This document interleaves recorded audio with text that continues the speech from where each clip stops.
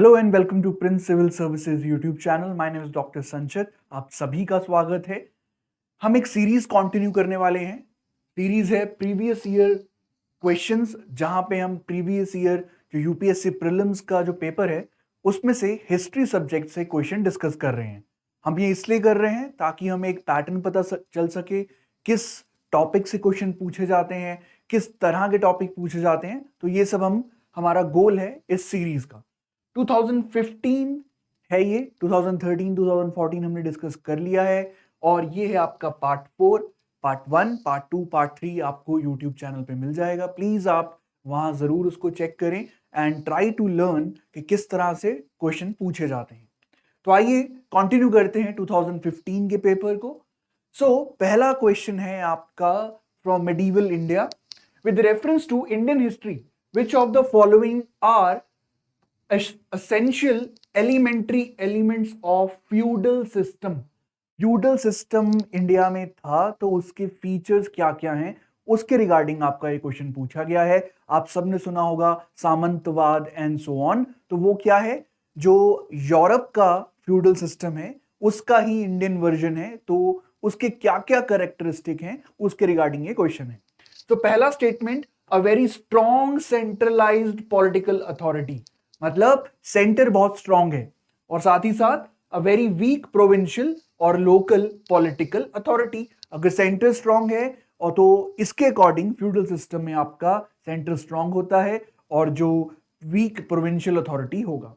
Second statement, emergence of administrative structure based on control and possession of land.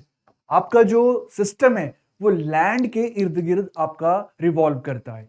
Third, creation of lord vassal relationship between the feudal lords and his overlord। ये तीन statements हैं, आपको बताना है कि इनमें से कौन सा कैरेक्टरिस्टिक है फ्यूडल सिस्टम का, सामंतवाद का। आपको मैं बता दूं यहां पे सही जवाब है इसका second and third statements are right. जो आपका पहला स्टेटमेंट है वो गलत है।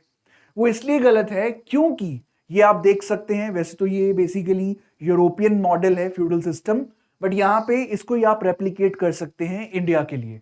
तो यहां पे इन फ्यूडल सिस्टम किंग होता है, वो आपका लैंड किसी को देगा, नोबल्स वो फिर आपके किसी और को लैंड देंगे and so on. So land becomes central. यहां पे आपको ये चीज याद करनी है, land is central. That is why statement number 2 is right. Statement number 1 इसलिए गलत है क्योंकि इट इज नॉट लाइक कि आपका सेंटर बहुत ज्यादा स्ट्रांग होगा। बिकॉज आप किसी ना किसी को अथॉरिटी देते जा रहे हैं तो मतलब आपकी अथॉरिटी का वीकनिंग होगा ही होगा। So there is weak central and then you have got the strong provincial autonomy, so that is why your statement number 1 is wrong। उसके बाद थर्ड स्टेटमेंट, यहां पे लॉर्ड वेसाल रिलेशनशिप होता है। You can C king is Lord, यहां पे उसके nobles are vassal. उसी तरह नोबल्स जब आपके नाइट्स को लैंड देते हैं तो वो आपका लॉर्ड कहलाते हैं और वो वेसाल। उसी तरह नाइट जब आप पीजेंट्स को लैंड देता है तो ही बिकम्स द लॉर्ड और दूसरा आपका वसाल। तो ये लॉर्ड वसाल रिलेशनशिप है, ये आपका एग्जिस्ट करता है फ्यूडल सिस्टम में और इंडिया में भी आपका एग्जिस्ट करता था। So that is why statement number only statement number 2 and 3 are right. अब हम आते हैं नेक्स्ट क्वेश्चन की तरफ। Which one of the following was given classified language status recently. 2014 में भी आपका क्लासिकल लैंग्वेज पे क्वेश्चन पूछा गया था और हम 2015 कर रहे हैं, तो there is a question on classical language और ये करंट अफेयर्स का टॉपिक था। Which one of the following was given classical language status recently. Odia, Konkani, Bhojpuri, Assamese. तो यहां पे इसका आंसर है ओडिया। और आपको बता दूं इंडिया में 6 लैंग्वेजेस को क्लासिकल लैंग्वेज का दर्जा दिया गया है। कौन कौन सी?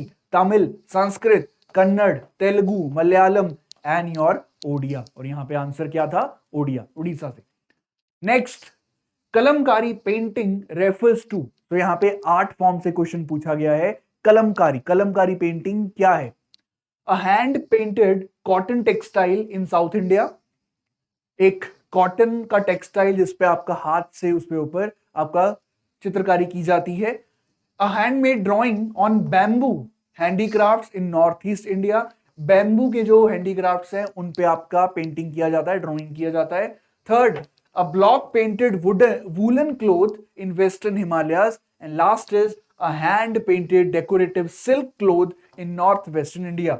सिल्क क्लोथ के ऊपर आपका पेंटिंग किया जाता है। तो कलमकारी पेंटिंग क्या है? तो बेसिकली आंसर है इसका a hand painted cotton textile in south India. और साउथ इंडिया में भी दो स्टेट्स बहुत फेमस हैं, आंध्र प्रदेश एंड तेलंगाना। ये सबसे ज्यादा फेमस हैं आपके किसके लिए? कलमकारी के लिए। तो you can see in this image, so there is a cotton cloth और उस पे आपका पेंटिंग किया जाता है, इसको कलम बोलते हैं। तो ये साउथ इंडिया में कॉटन टेक्सटाइल के ऊपर पेंटिंग है Kalamkari. So that these are the questions from 2015. अब मैं आपको क्विक रिकैप देता हूं so that you get to know that ये टॉपिक इंपॉर्टेंट है या नहीं। So किन किन टॉपिक से 2015 में क्वेश्चन पूछे गए? You have got Rowlatt Satyagraha, Rowlatt act था, उसके खिलाफ सत्याग्रह चलाया गया, किस किस ने पार्टिसिपेट किया, ये आपका क्वेश्चन। फिर उसके बाद क्वेश्चन था ब्रिटिश का इंडियन इकोनॉमी पे इंपैक्ट क्या है? तो ये आपको पहले पता होना चाहिए, it was ruining of Indian economy. फिर उसके बाद कौन कौन से पर्सनैलिटीज हैं जैसे कि दादा भाई नौरोजी, आरसी दत्त, उन्होंने इस इंपैक्ट को क्रिटिसाइज किया था। तो आपको ये पता होना चाहिए हु आर द पर्सनैलिटीज, कौन कौन सी बुक लिखी एंड सो ऑन। फिर उसके बाद कांग्रेस सोशलिस्ट पार्टी, उसका रोल क्या था, किसने फॉर्मेशन किया था? जयप्रकाश नारायण। फिर उसके बाद हम कॉन्स्टिट्यूशनल डेवलपमेंट में गए, government of India act 1919 very important. उसी तरह गवर्नमेंट ऑफ इंडिया एक्ट 1909, 1919, 1935, ये बहुत इंपॉर्टेंट एक्ट्स हैं। फिर हमारा क्वेश्चन था, आपको ये पता होना चाहिए कि उस समय में एंशिएंट या मेडिवल समय में आपका कोई भी जनपद, महाजनपद या स्टेट थी, वो अब कौन से प्रेजेंट रीजन में आपका प्रेजेंट है। प्लस आपको कैपिटल सिटी के बारे में भी पता होना चाहिए, what was the name of that capital city. Plus reverse के बारे में भी आपको नॉलेज होना चाहिए, ओल्ड नेम और उनका अब नया नाम क्या है। उसी तरह सबसे इंपॉर्टेंट टॉपिक, ये मैं बार बार बता रहा हूं, Jainism and Buddhism, everything is important from this topic. उसके बाद मूवमेंट्स, यहां पे क्वेश्चन था 2014 में सिविल डिसओबीडियंस मूवमेंट, लेकिन आपको सारी मूवमेंट्स पढ़ना है, चाहे वो नॉन कॉपरेशन मूवमेंट था, चाहे वो क्विट इंडिया मूवमेंट था। फिर इसके बाद फ्रीडम फाइटर्स, पर्सनैलिटी और उनका कॉन्ट्रीब्यूशन, इंपॉर्टेंट डायनेस्टीज, चाहे वो विजयनगर किंगडम था, चाहे वो दिल्ली सल्तनत है, आपको डायनेस्टीज और उनका सबसे इंपॉर्टेंट रूलर और उसके कंट्रीब्यूशन के बारे में जरूर पता होना चाहिए। फिर आता है आपका इंडियन नेशनल कांग्रेस सेशंस, जैसे कि लाहौर सेशन, सूरत सेशन, ये सब आपको पता होने चाहिए। फिर आपका जब हम आज़ादी के हमें मिलने वाली थी, तब बहुत सारी चीजें हुई, Liaquat plan, cabinet mission and so on. तो ये जो दौर था स्पेशली आफ्टर 1940s, ये बहुत इंपॉर्टेंट है। और यहाँ पे स्टूडेंट्स को कंफ्यूजन भी होता है बिकॉज बहुत सारी चीजें हुई थी, वर्ल्ड वॉर चल रहा है, ब्रिटिश अपना एफर्ट लगा रहे हैं, इंडियंस अपना एफर्ट लगा रहे हैं, वर्ल्ड वाइड लीडर्स इंडिया को सपोर्ट करने की कोशिश कर रहे हैं एंड सो ऑन। फिर उसके बाद मॉडरेट्स एंड एक्सट्रीमिस्ट में डिफरेंस, ये पता होना चाहिए। स्वदेशी मूवमेंट बहुत इंपॉर्टेंट, पार्टीशन ऑफ बंगाल के रिगार्डिंग। फ्यूडल सिस्टम जो हमने अभी क्वेश्चन देखा, सामंतवाद। क्लासिकल लैंग्वेज, 6 क्लासिकल लैंग्वेज है इंडिया में। हैंडीक्राफ्ट्स, आर्ट फॉर्म्स, और यहाँ पे क्या क्वेश्चन आया था?